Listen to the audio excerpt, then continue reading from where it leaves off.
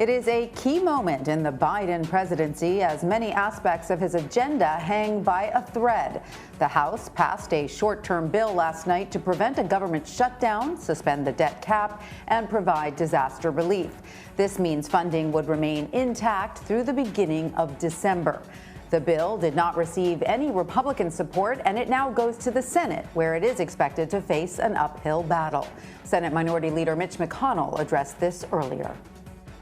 My advice to this Democratic government, the President, the House, and the Senate, don't play Russian roulette with our economy. Step up and raise the debt ceiling to cover all that you've been engaged in all year long.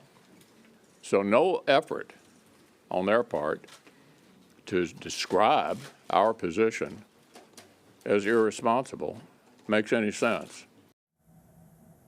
For more on this, I want to bring in Joel Payne. He's a CBS News political contributor and Democratic strategist.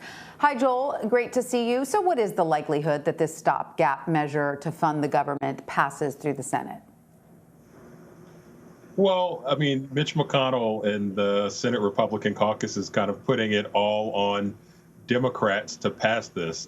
Look, I think the fact is this: the debt ceiling is going to be raised, and I think everybody in D.C. understands that. I think all the histrionics and all the politics and posturing around it is what we are mired in right now. It's the infamous swamp that President Trump talked about for 4 years, and that a lot of the country sees in D.C., and they see it being dysfunctional.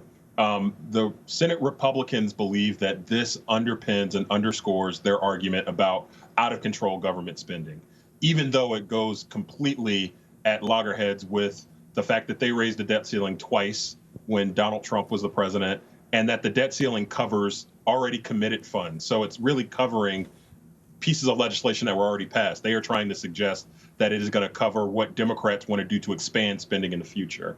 And it's really a messaging point. And so, look, I think the debt ceiling is going to be raised.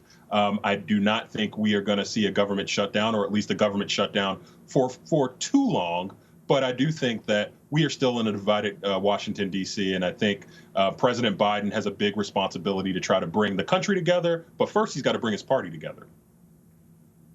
Speaking of, Joel, President Biden is meeting today with House Speaker Nancy Pelosi and Senator Chuck Schumer to talk about the funding bill and infrastructure. How significant is it that he is having this meeting?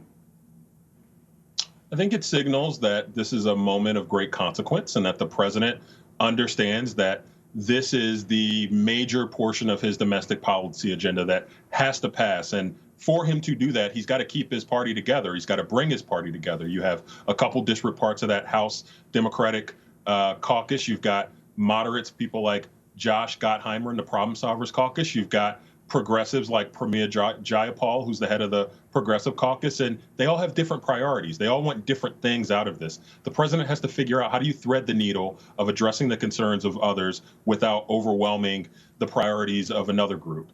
And I think that's what the president's doing today. It's going to be a number of small group sessions that he's meeting with these different lawmakers. And I think what the president is hoping to exit today with, and his administration is hoping to exit today, is a game plan where he can create a large enough sandbox for everybody in that Democratic caucus to be singing off the same play sheet.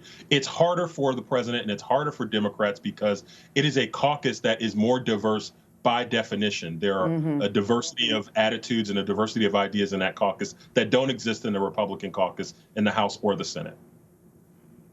I was going to say the big tent party. So you are a Democratic strategist, Joel. What do you believe the strategy of members of the Democratic Party needs to be at this moment that you described as one of consequence as they try to get these bills passed? I mean, is there the danger here that these separate groups, in fighting for what they individually want, can overplay their hand and end up getting nothing?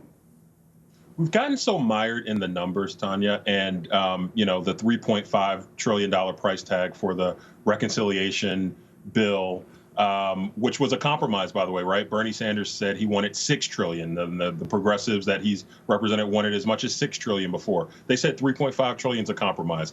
Joe Manchin, it's been reported, doesn't want to go above $1 or $1.5 trillion. But regardless, the focus has been on the numbers as opposed to what the impact will be for everyday Americans at home. And I think for Democrats to be successful here, get out of the weeds on the numbers and, yes, do the work you need to do to kind of create some unanimity and create some allegiance on those numbers. But focus on what the end user impact is for most Americans.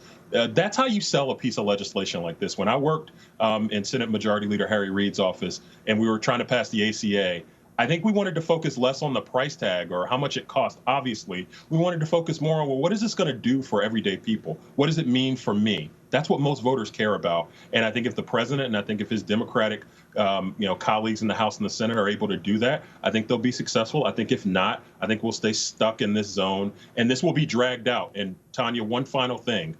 The clock becomes very important for the president and for his allies here, because the longer this drags on, the more unpredictable the calendar gets and the less likely the president is to get the maximum output here that he's hoping for.